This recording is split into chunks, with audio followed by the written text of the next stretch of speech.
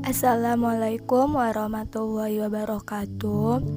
Perkenalkan, nama saya Kotrun Nanda Triulan, NIM 1901017, kelas S12A. Di sini saya akan menjelaskan tentang reologi.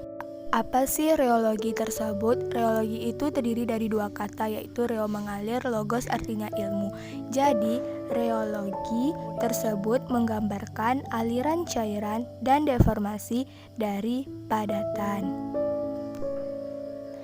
Kemudian, ada penerapan reologi dalam bidang farmasi.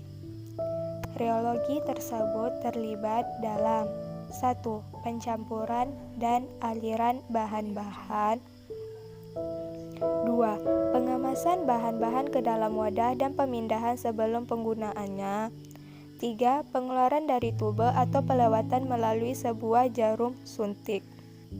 Reologi dalam bidang farmasi. Yang pertama ada cairan, meliputi 1. Pencampuran cairan dengan bahan lain, 2. Pelewatan melalui mulut wadah, 3. Perpindahan cairan, 4. Stabilitas fisik dari sistem dispersi.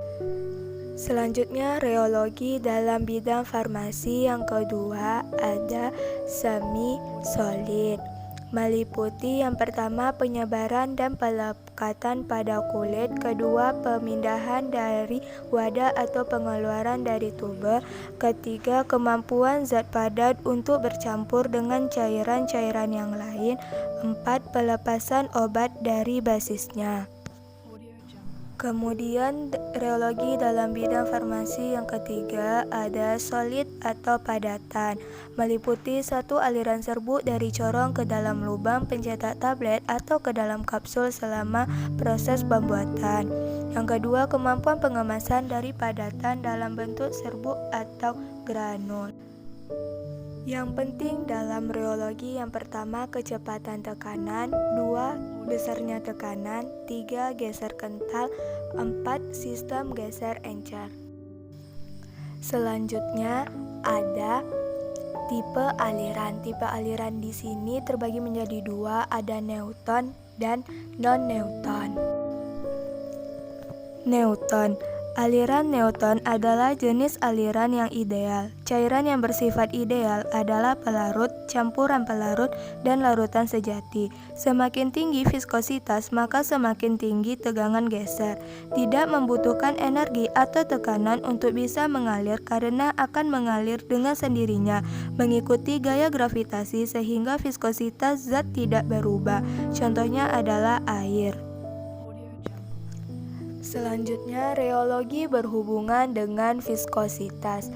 Apa sih viskositas tersebut? Viskositas adalah pernyataan tentang tahanan dari suatu cairan untuk mengalir. Semakin tinggi viskositas, maka semakin besar tahanan tersebut.